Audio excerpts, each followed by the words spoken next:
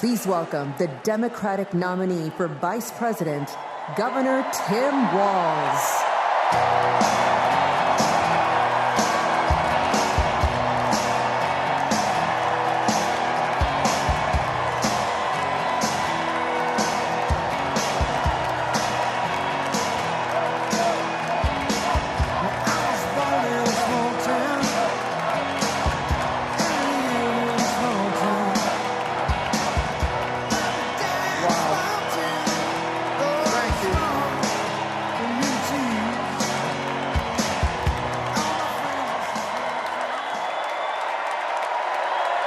Thank you.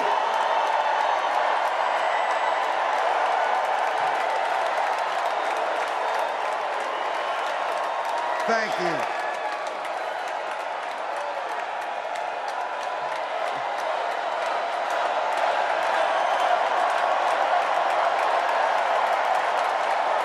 Wow. Well, thank you. Thank you, first of all, to Vice President Harris. Thanks for putting your trust in me and for inviting me to be part of this incredible campaign. And a thank you to President Joe Biden for 4 years of strong, historic leadership.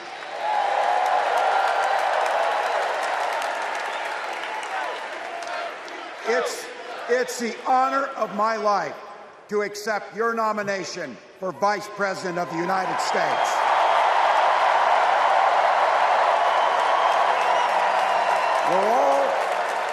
We're all here tonight for one beautiful, simple reason. We love this country. So thank you to all of you here in Chicago and all of you watching at home tonight. Thank you for your passion. Thank you for your determination. And most of all, thank you for bringing the joy to this fight.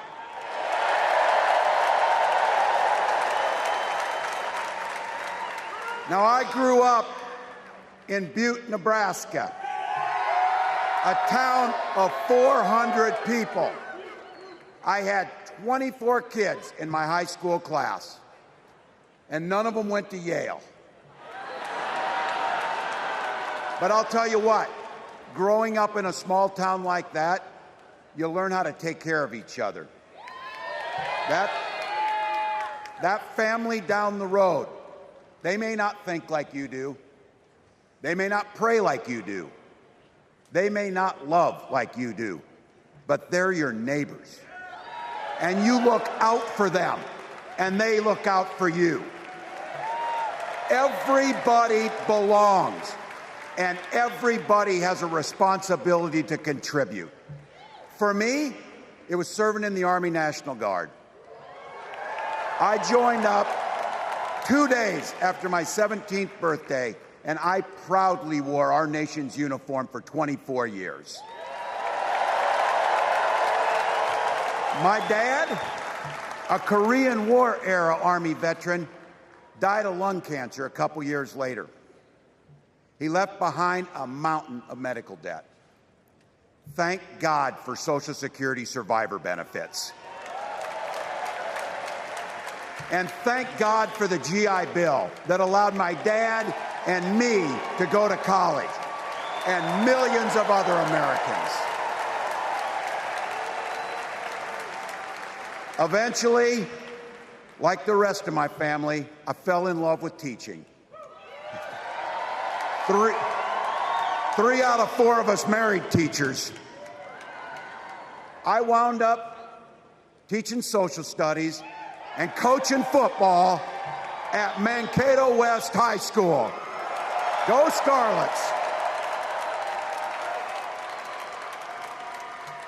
We ran a 44 defense.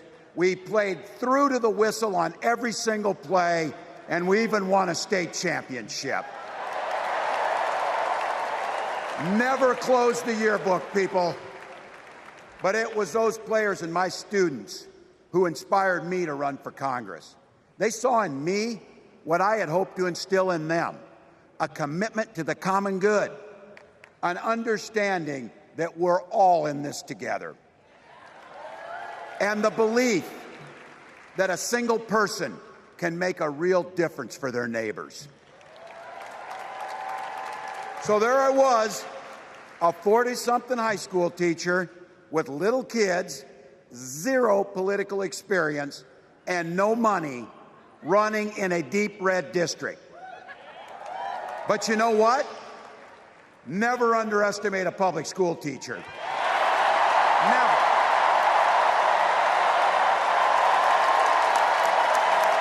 I represented my neighbors in Congress for 12 years, and I learned an awful lot. I learned how to work across the aisle on issues like growing the rural economies and taking care of veterans. And I learned how to compromise without compromising my values. Then I came back to serve as governor, and we got right to work, making a difference in our neighbors' lives. We cut taxes for the middle class. We passed paid family and medical leave. We invested in fighting crime and affordable housing. We cut the cost of prescription drugs and helped people escape the kind of medical debt that nearly sank my family. And we made sure that every kid in our state gets breakfast and lunch every day. So while other states were banning books from their schools, we were banishing hunger from ours.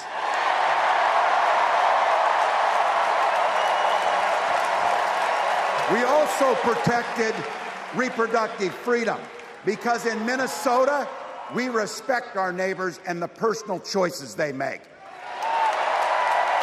And even if we wouldn't make those same choices for ourselves, we've got a golden rule. Mind your own damn business.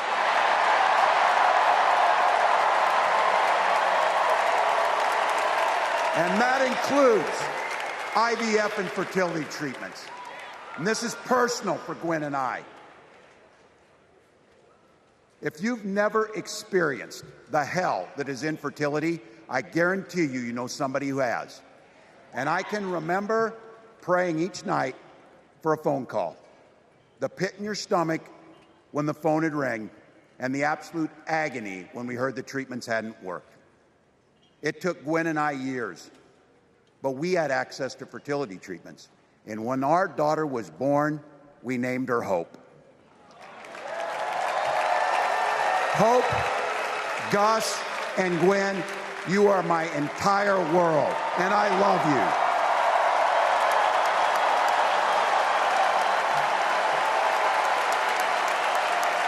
I'm letting you in on how we started a family because this is a big part about what this election is about. Freedom. When Republicans use the word freedom, they mean that the government should be free to invade your doctor's office. Corporations free to pollute your air and water. And banks free to take advantage of customers. But when we Democrats talk about freedom, we mean the freedom to make a better life for yourself and the people that you love. Freedom to make your own health care decisions. And yeah, your kids' freedom to go to school without worrying about being shot dead in the hall. Look, I know guns. I'm a veteran. I'm a hunter. And I was a better shot than most Republicans in Congress, and I got the trophies to prove it. But I'm also a dad. I believe in the Second Amendment, but I also believe our first responsibility is to keep our kids safe.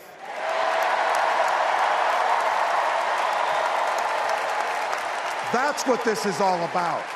The responsibility we have to our kids, to each other, and to the future that we're building together, in which everyone is free to build the kind of life they want.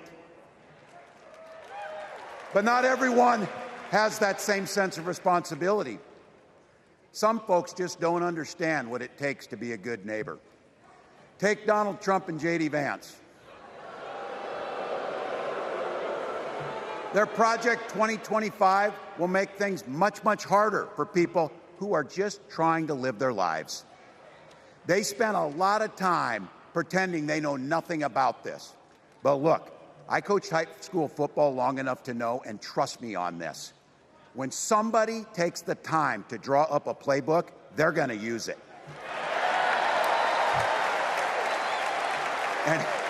And we know if these guys get back in the White House, they'll start jacking up the costs on the middle class, they'll repeal the Affordable Care Act, they'll gut Social Security and Medicare,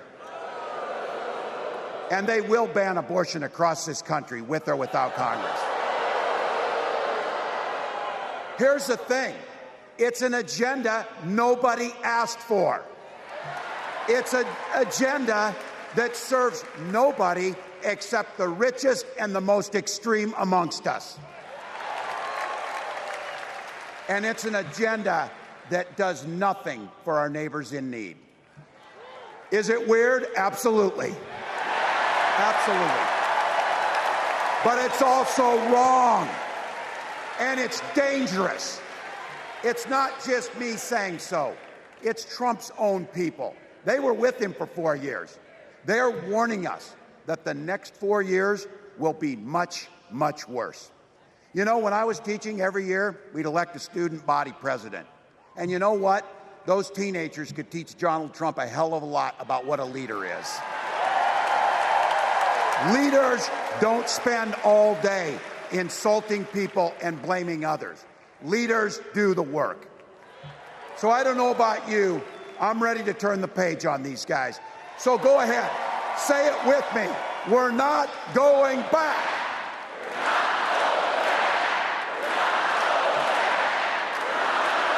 We've got something better to offer the American people. It starts with our candidate, Kamala Harris. From her first day as a prosecutor, as a district attorney, as an attorney general, as a United States senator, and then our vice president, she's fought on the side of the American people. She's taken on the predators and fraudsters. She's taken down the transnational gangs, and she stood up to powerful corporate interests. She has never hesitated to reach across that aisle if it meant improving your lives. And she's always done it with energy, with passion, and with joy. Folks,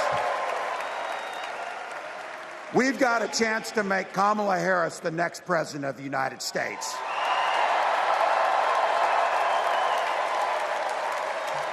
But I think we owe it to the American people to tell them exactly what she'd do as president before we ask them for their votes. So here, this is the part, clip and save it and send it to your undecided relatives so they know. If you're a middle-class family or a family trying to get into the middle class, Kamala Harris is going to cut your taxes. If you're getting squeezed by prescription drug prices, Kamala Harris is going to take on Big Pharma. If you're hoping to buy a home, Kamala Harris is going to help make it more affordable. And no matter who you are, Kamala Harris is going to stand up and fight for your freedom to live the life that you want to lead.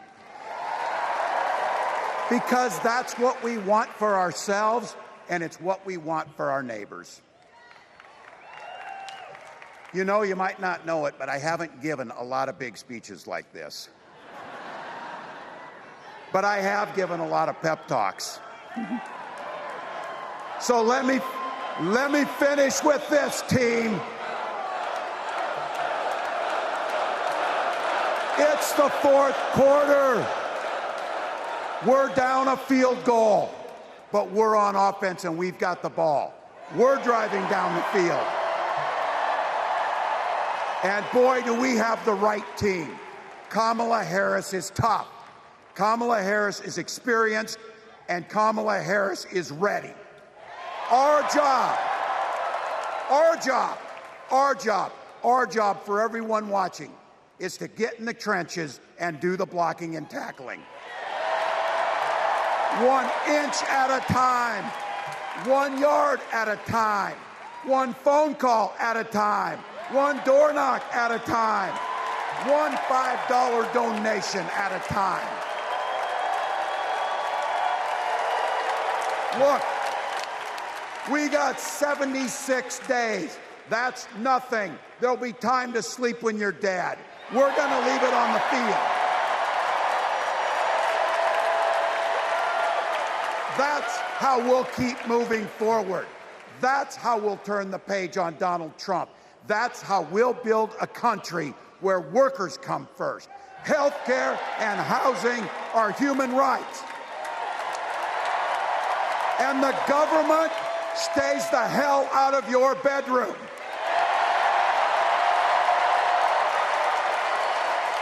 That's how we make America a place where no child is left hungry, where no community is left behind, where nobody gets told they don't belong. That's how we're going to fight. And as the next president of the United States always says, when we fight,